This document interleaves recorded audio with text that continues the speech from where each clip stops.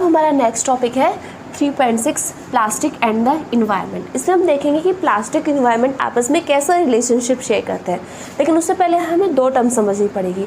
First one is biodegradable and second one is non biodegradable. इस term में देखो biodegradable, bio मतलब bacteria जो कि डिग्रेड कर देते हैं, और इसमें क्या है non biodegradable, a material which get decompose through natural process, जो कम्प्लीटली क्या हो जाते हैं डिकम्पोज हो जाते हैं। तो ऐसे मटेरियल जो कि कम्प्लीटली डिकम्पोज हो जाते हैं through natural process by bacteria, उन मटेरियल्स को हम क्या बोलते हैं बायोडिग्रेडेबल। जस्ट इसका उल्टा क्या हो जाएगा non biodegradable, a material which is not easily क्या आएगा which is not easily decomposed by natural process को क्या बोलेंगे हम नॉन बायोडिग्रेडेबल। तो ऐसे मटेरियल जो बायोडिग्रेड हो जाते हैं तो क्या करेंगे अपने क्या होंगे वो इन्वायरमेंट फ्रेंडली होंगे ना। तो ये वाला चीज़ क्या है अपना इन्वायरमेंटल फ्रेंडली है, बायोडिग्रेडेबल मटेरियल्स क्या है इन्वायरमेंटल फ्रेंडली है, और ये इन्वायरमेंटल फ्रेंडली नहीं है तो ये क्या करेगा कॉज करेगा क्या पॉल्यूशन।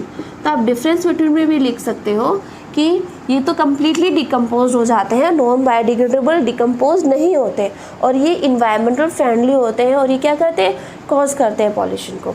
तो आप मुझे बताओगे तो प्लास्टिक किसके अंदर आता है, प्लास्टिक जल्दी से डिकम्पोज नहीं होता, तो प्लास्टिक किसके अंदर आता है नॉन बायोडिग्रेडेबल। अब आप इजीली बता सकते हैं, आप मार्केट में जाते हो तो जनरली प्लास्टिक इतना यूज़ हो रहा है, हम कोई भी चीज़ खरीदते हो शॉपकीपर क्या करते हैं प्लास्टिक के अंदर रैप करके देते हैं, प्लास्टिक के अंदर रैप करके नहीं देंगे तो आप क्या पॉलीथीन बैग पकड़ा देंगे।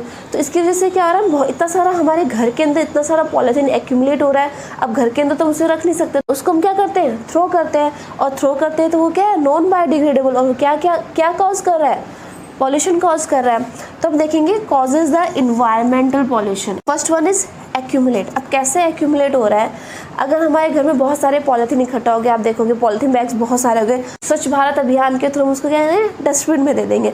डस्टबिन में क्या हो रहा है कि पूरा का पूरा ट्रक क्या है कचड़े का कहाँ जाके ऐसे एरिया पे जहाँ पे कचरा डंप करते हैं वहाँ पर, अगर कोई हमारा जानवर स्पेशली काऊ ये खाते हैं, अगर ये स्वेलो कर जाते हैं पॉलीथीन बैग्स को तो क्या कॉज करते हैं रेस्पिरेटरी सिस्टम उनका क्या होता है डैमेज हो जाता है, और उनका डाइजेस्टिव सिस्टम भी क्या हो जाता है डैमेज, उनकी जो स्टमक की लाइनिंग में पॉलीथीन बैग फंस जाते हैं तो उनसे क्या होती है उनकी डेथ भी हो सकती है। अगर उनके रेस्पिरेटरी पाइप के अंदर फंस गया तो उनको रेस्पिरेटरी कॉज हो जाएंगे, रेस्पिरेटरी सिस्टम उनका फेल हो जाएगा और उनकी क्या हो जाएगी डेथ हो जाएगी। सेकेंड आप देखोगे अगर हमने उस कूड़े को नाली में बहा दिया, नाली में बहाने के बाद क्या हो जाएंगे हमारे ड्रेन्स क्या हो जाएंगे क्लॉग हो जाएंगे है ना, और बारिश आएगी तो क्या होगा पानी उन ड्रेन्स के थ्रू बाहर नहीं जाएगा और चारों तरफ क्या हो जाएगा पानी फ्लडिंग आ जाएगी। दूसरा रीज़न ये है कि अगर ये गार्बेज ड्रेन्स के थ्रू नदी में जाएगा, जैसे आप यहाँ पे पिक्चर में देख सकते हो कि ड्रेन के थ्रू नदी में जाएगी तो हमारे क्या हो जाएगा वाटर पॉल्यूशन हो जाएगा।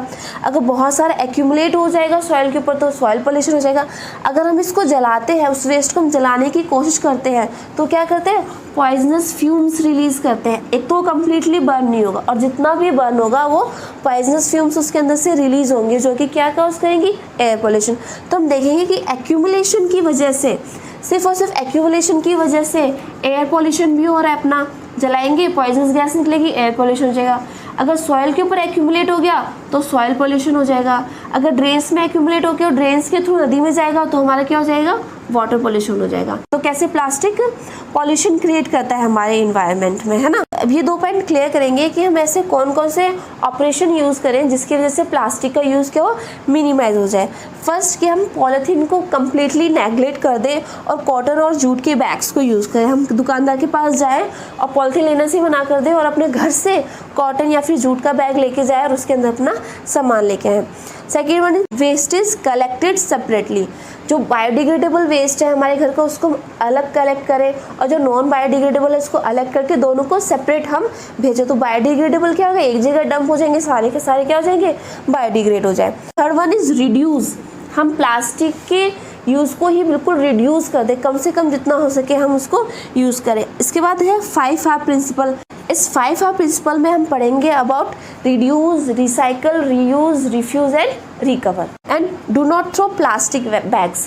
हमें प्लास्टिक बैग्स को रोड साइड में या फिर ड्रेन्स में डंप नहीं करना चाहिए। हमें प्रॉपर इनको जो हमारे घर में जो कचड़े वाली गाड़ियाँ आती हैं कचरा लेने के लिए, उसी के अंदर थ्रो करना है, हमें इधर उधर थ्रो नहीं करना है। And the last one is recycle. अगर प्लास्टिक हमने यूज़ भी कर लिया तो हमें क्या यूज़ करना है, हमें थर्मोप्लास्टिक यूज़ करना है, जिसको हम क्या कर सकते हैं, डिफॉर्म करके दोबारा यूज़ कर सकते हैं।